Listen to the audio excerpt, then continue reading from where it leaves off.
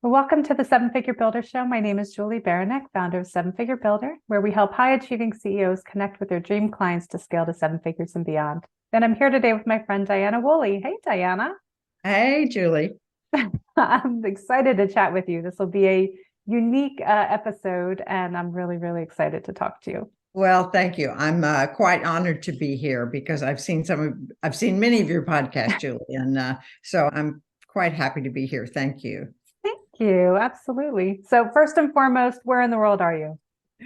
I live on the East Coast of the United States in Williamsburg, Virginia. Historic founding of the country began here, but I didn't realize how important all that was until I moved here 3 years ago. But now I'm steeped in history here, so I have to know a few facts here. That's a gorgeous area. You're just south of me, but yeah, I love It that is area. beautiful. It's very beautiful here. Awesome. And for those that haven't had the pleasure to meet you yet, can you tell us just a bit about what you do with your business? I have an online art business. I'm an abstract artist. I've been painting I've been loving art my whole life, but I've been painting actively for 35 years. And in the last few years, mostly, I lived in the Pacific Northwest for 20 years before we moved here.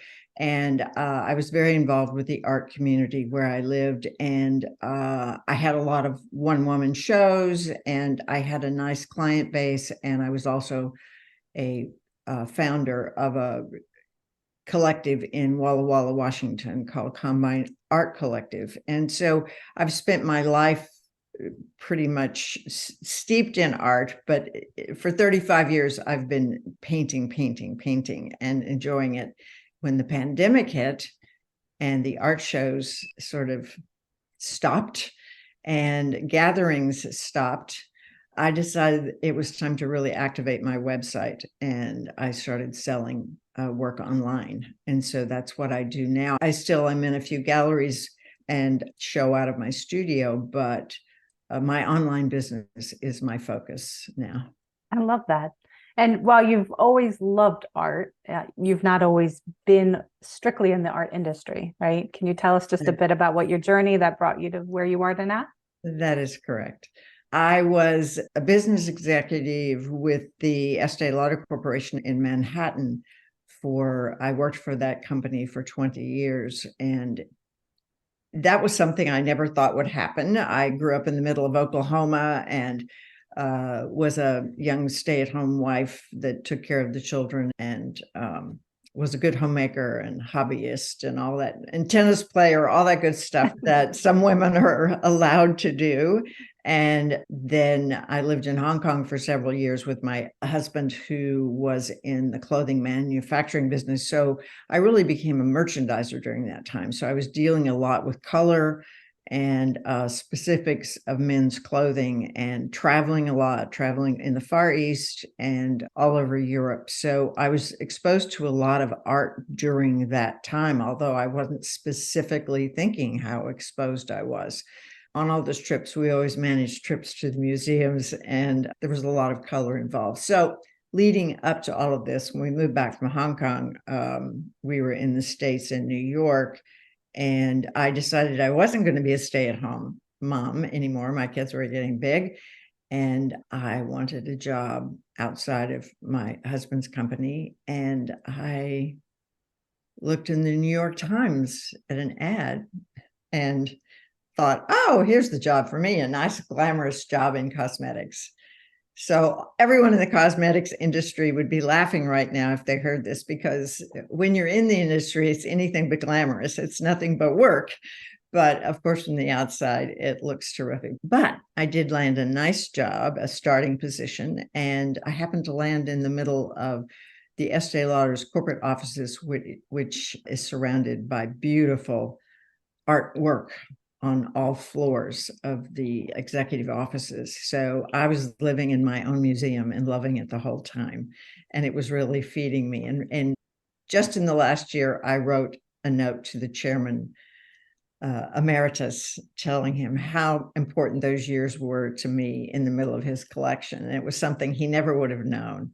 And I got quite a gracious letter back from him. But at any rate, that was my life before I got to be started doing business as an artist more full-time. Long story, but one that's gone by very quickly for me. I believe it and I love it. Yeah. And it sounds like color and art have been a theme all along the way, both, Definitely. wherever you've been. So that's pretty amazing. So how would you say you found your style? Because I love your style and I love your artwork. I think it's absolutely beautiful. But where do you think that kind of gelled together for you? Well, I think the absorption of art around one in one's environment, which, like I said, for many years I was in a corporate space where I was constantly surrounded by artists' work. And then in Manhattan, in New York City, the museums, although I did not live in New York all the time, but I was a constant in the museums and seeing work. And so the style, I did not go to school. I do not have a bachelor's of fine arts. I went to college to get a job. I mean, that was what we did in those days. And I'm not sure what we do in these days. But so I didn't, becoming an artist was something someone did as a hobby, not as something you did full time as a career. I did meet a full-time artist when I was a little girl and was in his studio and remember it very vividly in my mind, and how thinking the magic on canvas was something I wanted to do. So from early on, I started thinking about painting and drawing. And so when I was even a stay-at-home mom, I decided that I wanted to invest in workshops and books. And so I built up a library of art books, and I started taking courses, and I took drawing courses, life drawing courses. That's drawing people in the nude. Oh my goodness, I hadn't been exposed to nude people before I took life drawing classes. And I found it fascinating to take a pencil and be able to render a body onto a canvas or a paper. And then I started taking painting courses, and pretty much I would sign up for 6 weeks, 6 months at a time, and did them part-time. It wasn't a full-time thing. But over this time, you start developing a certain way you draw, a certain way you look at paint, and up comes your style. And occasionally in the last 35 years, I've had lots of discussions with my artist friends about style. And I said to one day, a friend, well, I don't really know that I have a distinct style. And she said, oh my gosh, I would recognize your work anywhere. And I thought, oh, isn't that funny? Because I would recognize her work, so we develop a style in spite of ourselves or because of ourselves. So another long answer, but yes, I think we're a product of our environment, and often, if we're lucky enough, we're able to choose our environment. So that's how the painting has come out over the years. And I used to paint landscapes a lot. And one of my children says occasionally, Mom, can't you just paint a good old-fashioned landscape? I mean, I really like a landscape. And I said, honey, you're too late for landscapes. It's only abstract now. Right. I love that. And art, for me, it's been part of my whole life. I don't know how much we've talked about this, but I remember when I was a young girl and going to my grandmother's house, and she was a toll painter. Like, she would do toll painting, and she had a big desk with all of her paints everywhere. And it was like magic for me as a kid. And so we would sit together and she would teach me how to paint. And that was like our time together at her house up in New York. And I would draw, and like I've done all sorts of artwork throughout my entire life, but it's something that for me, quite often seems to have a story tied in with it. Like, is that something that you find, or, how does that weave into your artwork? That weaves into my artwork, that sometimes I don't know the story I'm telling until the paint starts coming out. And all of a sudden I will find a story, or I will see a story, or a would-be client would come in and they will tell me the story that they see there. So that's always, for me as an artist, it's always been surprising to see and to recognize the stories that buyers see. And my husband and I have quite a large collection of other people's work. And when I started painting years ago, I thought someone said to me, well, you need a story with your paintings. And I thought, oh, that's ridiculous. No one ever asks for a story. Well, every time we bought a painting, I would say to the curator or the gallerist, so tell me about this artist. You know, who are they? How old are they? Where do they live? Where did they come from? What's their background? I would ask all those questions. And I was actually more enamored of the history of the artist. I was first drawn to the style, and then I wanted to know about the artist's style and the artist's life. So yes, the stories that come out on the canvas are often a story of the artist's life. I went through a particular period in time where one of my clients' mothers said to him, oh, this is a very angry artist. And when I looked back on that particular time of painting, I thought, perhaps she was right. That it was a more angry period in my life rather than a more relaxed period. So there are stories there, but we don't always know the story ourselves as we're painting it.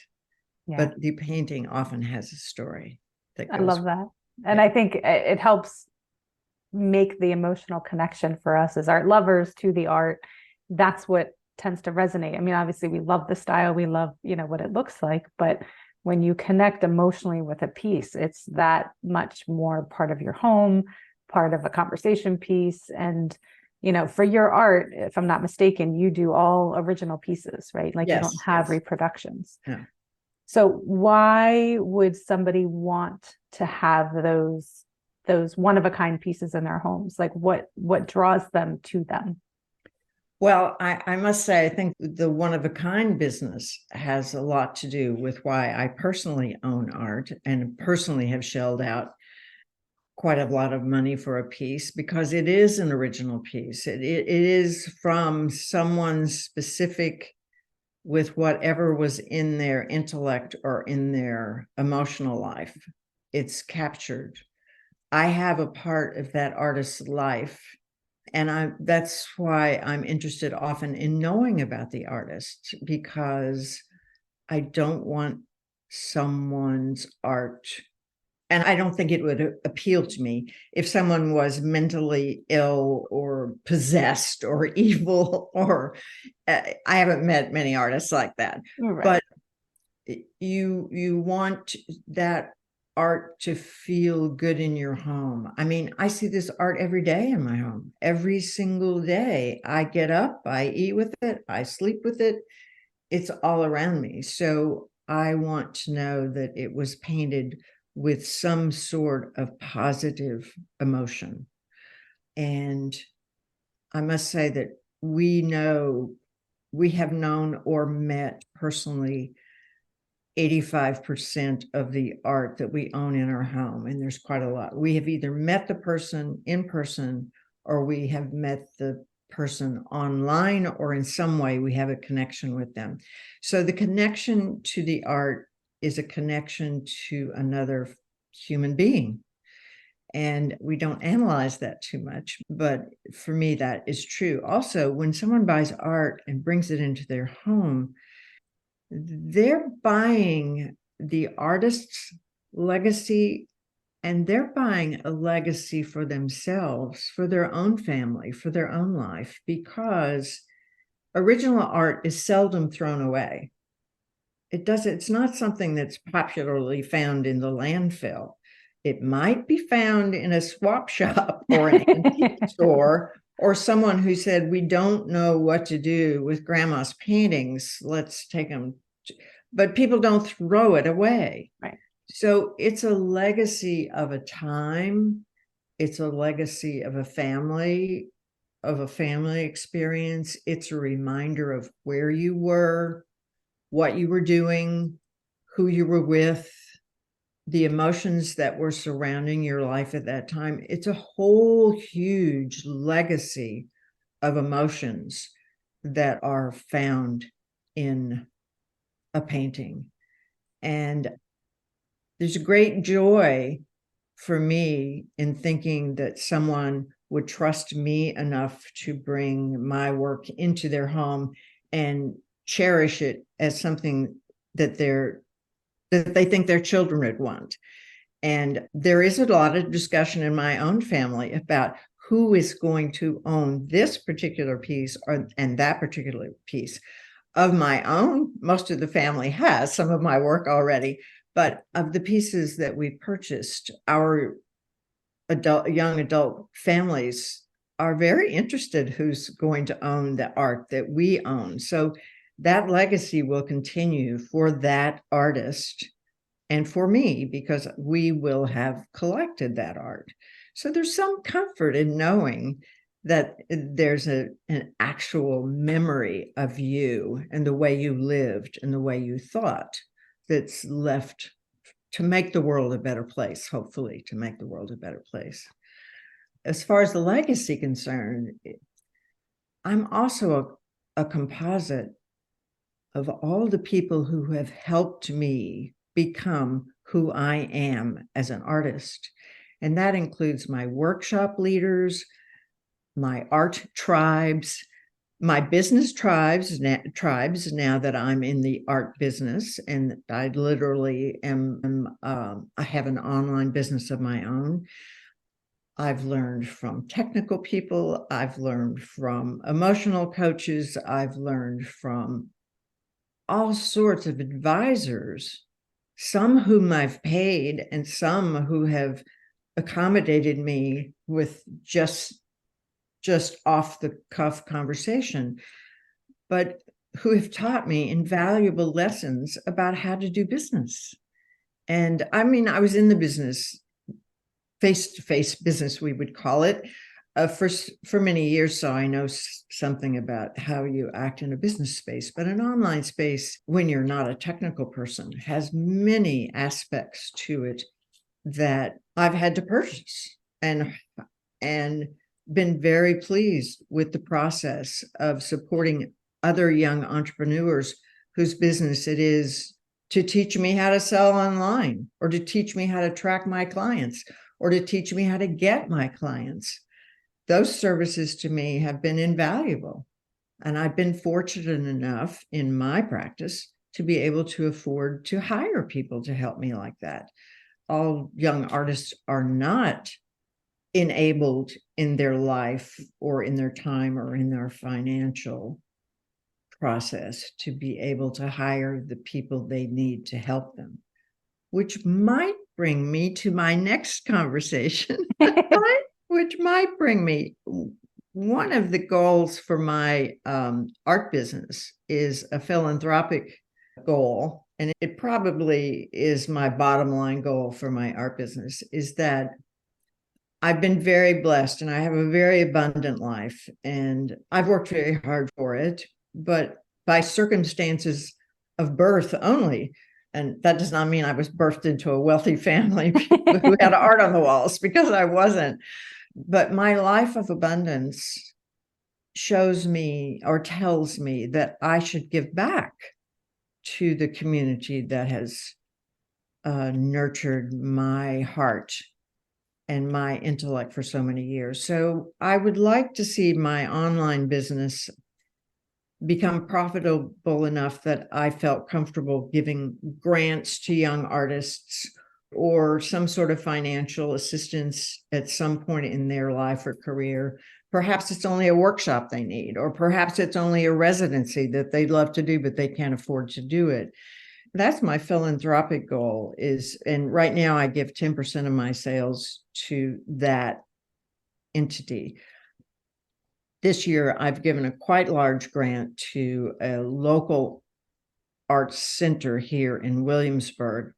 We did a matching fundraiser, and I gave them a base to start their funding. And it was a very successful fundraiser. And I was tickled pink that I was able to give that a boot. And then I had a collection this fall for myself that I was going to raise some funds for to support my own business. And so I had done a collection, and the Lahaina Maui fires happened. And my husband and I have very close ties in Lahaina. We visited there for over 30 years, and we have a small church community there. And of course, right in the heart of Lahaina, an historical church was burned to the ground.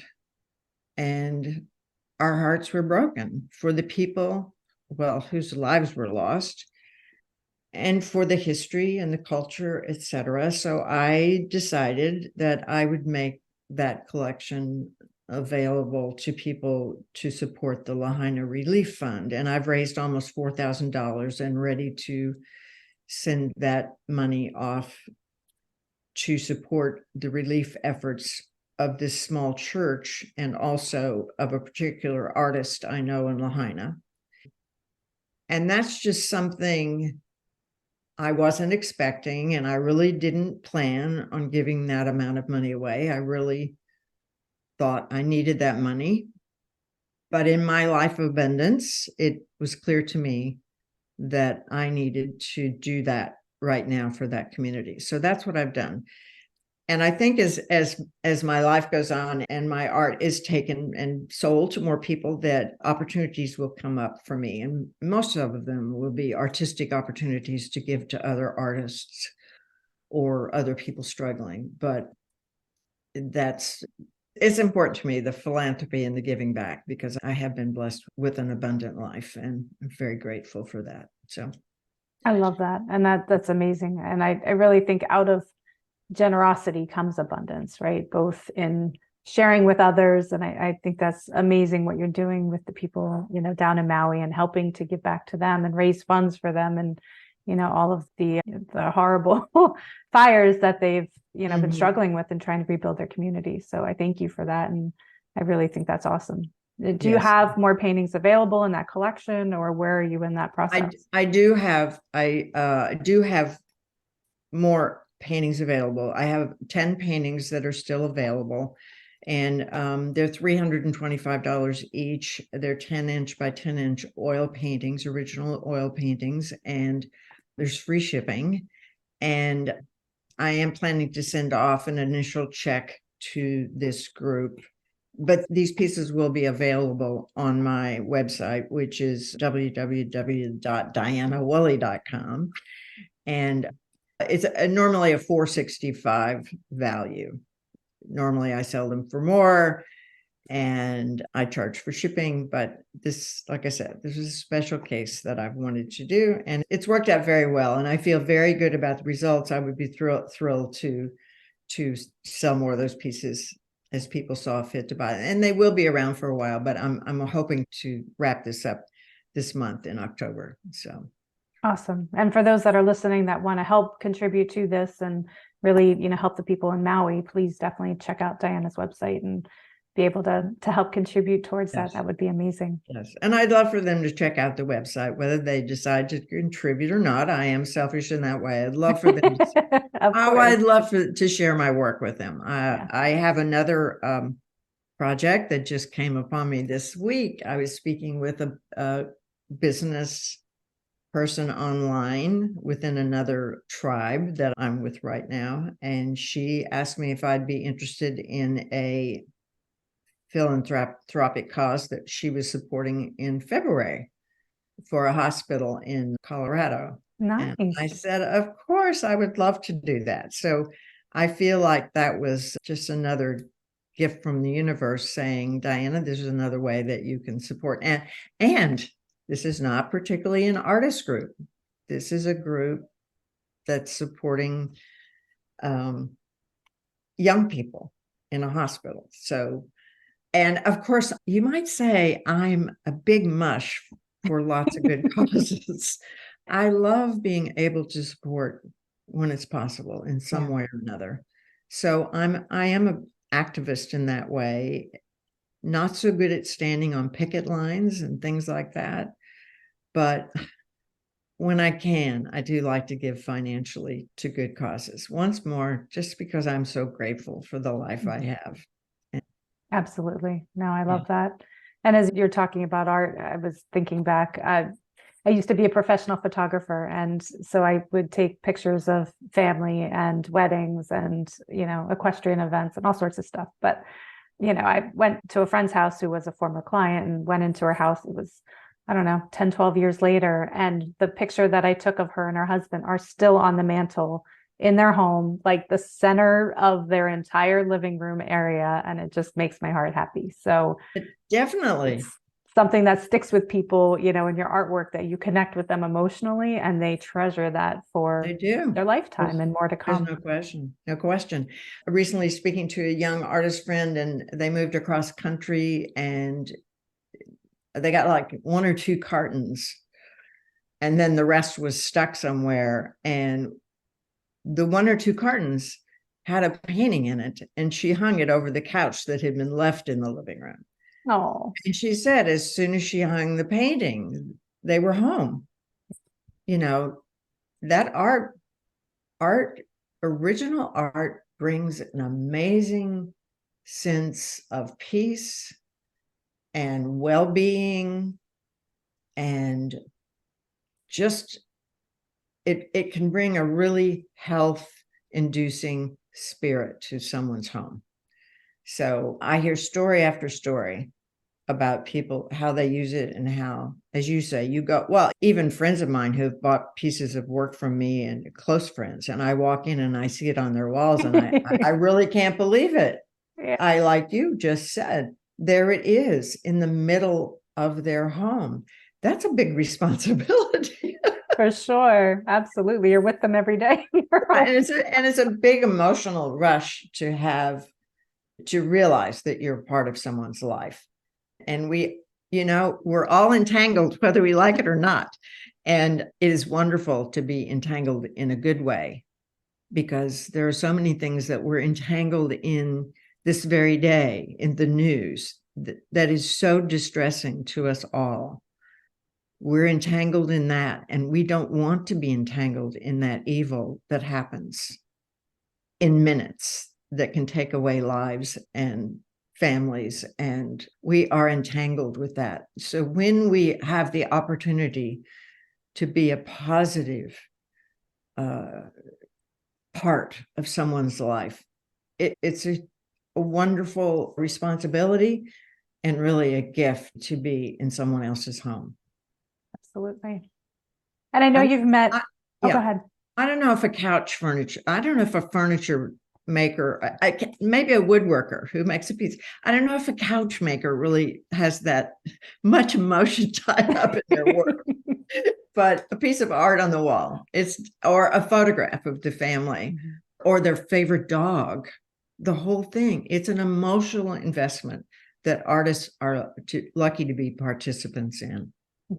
Absolutely. And it's way more than just the brush and the painting and the canvas. Like, it's just, like I said, from a photographer perspective, yeah, you have a fancy camera, you can take a picture, anybody can take a picture, but to capture it in that moment in time and to make that emotional connection and have that last for, like I said, generations, it takes a special skill. So you do an amazing job with that. Thank you. Thank you. Thank you. So I know you've met lots of artists throughout your life and your career. Are there any that stick out in your mind that were a particular source of inspiration for you, or just made that connection for you, either younger, throughout your life? What pops out in your mind? Probably my first really great workshop and class instructor was an abstract expressionist in New York City. His name was Donald Pierce. And at the time, I had no idea of his stature and that he was a part of a movement, because I had no idea what abstract expressionism was. I really wasn't connected to that. I was just learning to paint.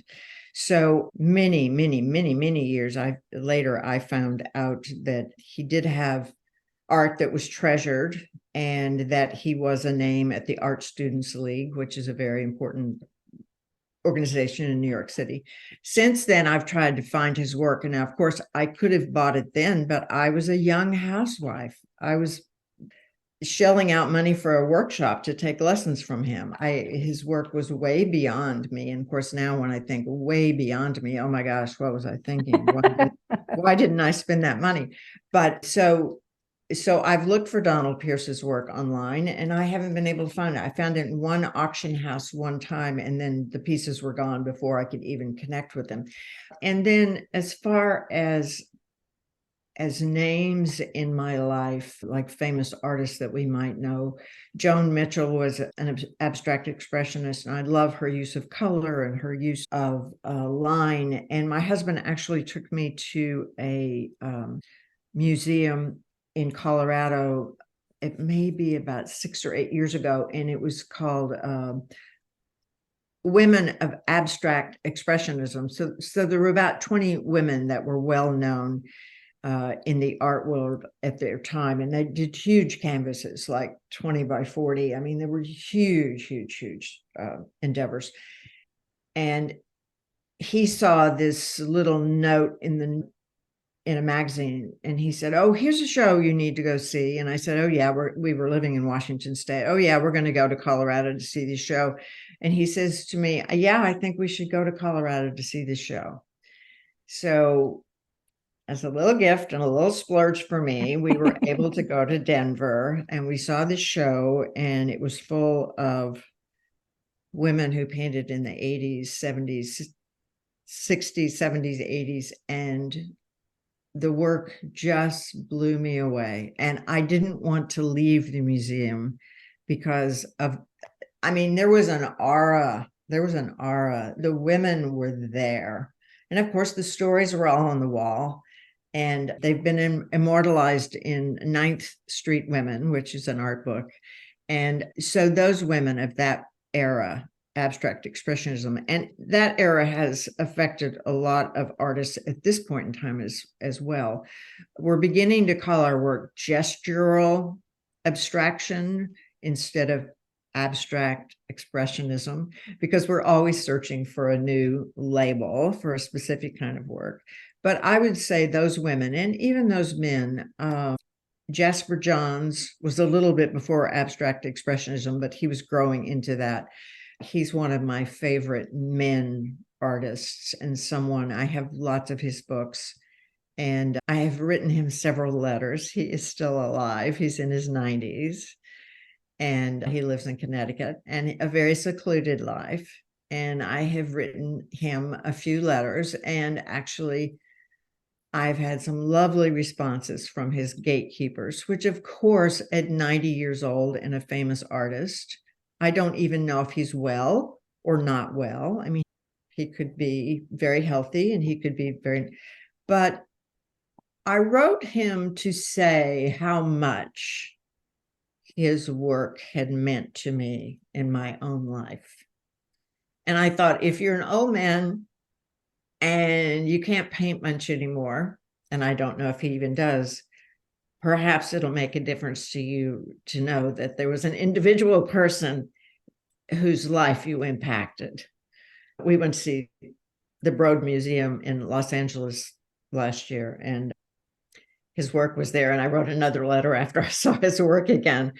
And of course, he's a target to write because he's still alive. He's in his 90s. But I would only hope that in my 90s, I would get a note from someone telling me how impactful their work was to my life. So that's something else I try to do, is let other artists know how they've changed my life, whether they're contemporaries or whether they're in their 90s. And I'm not that far from 90s. So I'll give out my address if you promise you. No, I won't. No, I won't. But it's just a thing that I didn't realize until I was an artist who sold pieces, what it meant to an artist for someone to buy their work, or what it meant to an instructor to find that they had changed another person's life. Yeah. Or to a business coach, and I bring up these coaches because maybe 30 about 35 years ago, I was looking for a life coach, and I went online and found one that I liked, and I sent her my information, and she was my life coach for a year. And the last thing she and I did together, she's still in business, by the way. She just relaunched her business. Wow. After having a successful business for so many years. Her name was Tanya Lee, by the way. She started out as an image coach. Did you want to look better? Did you want to feel better? Did you want to act better? And she's rebranded herself over time and has had a very successful business. At any rate, one of the final things she and I did together, because we decided we had to part ways because we were having so much fun together. And I said, you're like an expensive psychiatrist, and I really have to cut you loose now because I really need to stop this and do it on my own. She said to me, what do you want to do next? And I said, well, I want to have a one-woman art show. And she said, oh, when do you want to have it? And I said, oh, leave me alone. And then she said, no, when do you want to have it? Next year. What day? When? Well, this is a very long story, but the end is I took like June 5th. And she said, okay, start telling people you're going to have an art show. They'll think I'm crazy. She said, well, yeah, they will. But don't pay any attention. Just start saying you're going to have an art show. And I did. And the first question people asked me was, where's that art show going to be? And I would say, I don't know. And then they really thought that was amusing. And then about 2 months before June 5th, an artist friend of mine, an artist gallery owner friend of mine who ran a small hotel gallery, said to me, where are you going to have your art show? Have you found a venue yet? And I said, no, I'm still going to have it, but I don't know where it's going to be. And she said, well, my partner and I have decided we're going to take all of our work out of the gallery and we're going to put all of your work in. Oh my goodness. For the month of June. And of course I cried. And I said, you are not. And she said, well, I knew you would cry. And yes, you are. And I had an amazing first go around. My sister from Seattle came, and thank goodness she came because she was standing around taking orders. Wow. For the paintings on the walls, and people were spilling out on the sidewalk. And that's incredible. It was fabulous. And it was all because this life coach said to me, well, what do you want to do? Well, let's plan it. There you go. I'm a big supporter of coaches and what they do for a person's business, a person's mind, a person's heart, a person's emotions. These things work. So I'm very grateful. I say again, I'm very grateful for the people who have helped me in my life succeed and do these things that I thought I wanted to do. And by gum, I'm doing them. That's so amazing. It's a good thing. I love it. And I think that's so important for everyone listening to take to heart is, in no matter what we do with our business, with our professional life, whatever it is that we're doing, we put our heart and soul into it, right? Yes, if we're doing it well, there's a heck of a lot of energy that goes into that, a lot of thought, a lot of soul searching, like there's a lot that goes into it. And I don't think enough we take that moment to go back and thank that person, like to go back and say, you know what, you really made a difference in my life. And, I've had multiple people throughout my life come back and tell me that. And it blows me away every time. It's like, you don't think you have that big of an impact because you're just doing what you do and what you do well. And it's generally pretty easy for you to do, but for other people, it's not. No. And so to take that moment and be intentional about it and go back and say thank you to those people, even if you're not in contact anymore, whatever that relationship is, I think speaks worlds to that person and really helps to, just give them that fulfillment that what they poured their heart and soul into really transformed somebody else's life. It did.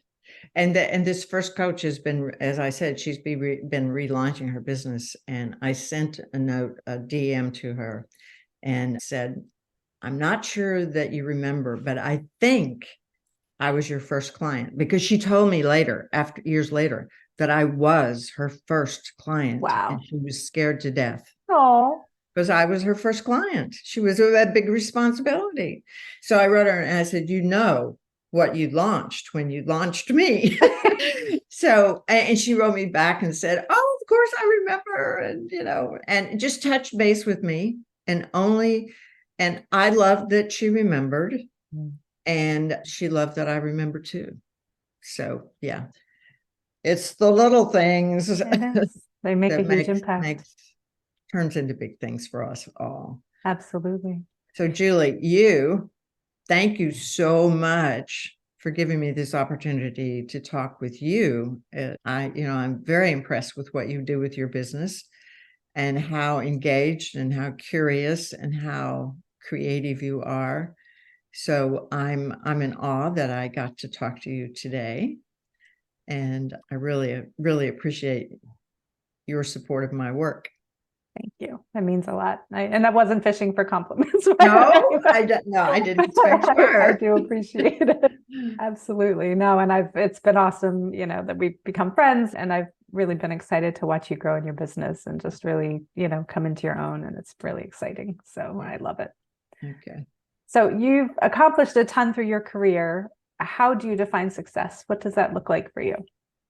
Well, success for me is even contemplating the philanthropic work that I've been able to do this year. And I just feel like what I've been able to do this year is sort of a drop in the bucket, because I believe that I'll be able to do more. And so the success I have now, my husband and I were talking on our walk this morning about morality, of course, in this time of horrible immorality in the recent bombings and terrorism in Israel, that life really comes down to love and morality, how we treat other people. And everything hasn't been fabulous in my life. There's some dark times, but in that time, I never felt that I should give back any meanness that was given to me. So I feel successful in realizing that I have contributed to this life I've lived in, and that I will contribute, I hope, until the day I die. And my way of contributing has been through leaving a legacy of art and leaving the legacy of gratitude. I believe I show to other people that this is what our abundant life is meant to do. So whether I sell another painting ever, that's always up to someone else. I still love painting. It fulfills a creative yearning for me. So selfishly, I do it. But in gratitude for my success of being able to do this and to be able to sell my work, I feel successful in being able to give back to the world. That's amazing. And yeah, I think it's so powerful when we are able to just love each other and take care of each other and give to each other. And, I'm also the mindset of just generosity and giving of myself, and, anonymously, in person, it doesn't matter. I'm just constantly giving to other people. Mm-hmm. Yeah. And if you had the attention of the whole world for 5 minutes, what would you tell them? I would probably tell them not to waste any more time wishing they had, because that's not going to change. Yes. That's not going to change. That's gone. Or wishing they could. Because if they wish they could, I think they probably can.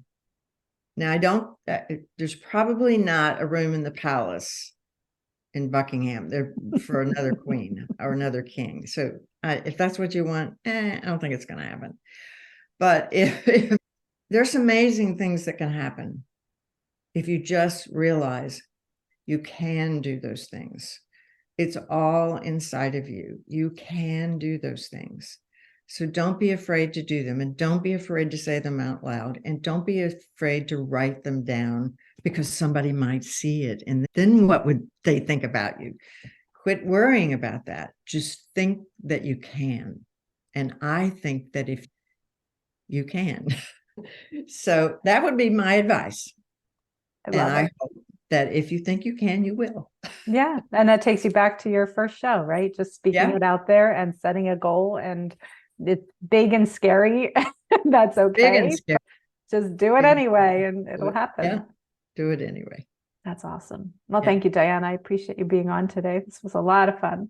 Thank you, Julie. It's so fun to be with you, and I will see you online. Definitely, definitely. And if you Okay. found value in this episode, please do share it. That's how people find us. And you can Okay. find me at sevenfigurebuilder.com. And I look forward to seeing you on the next episode.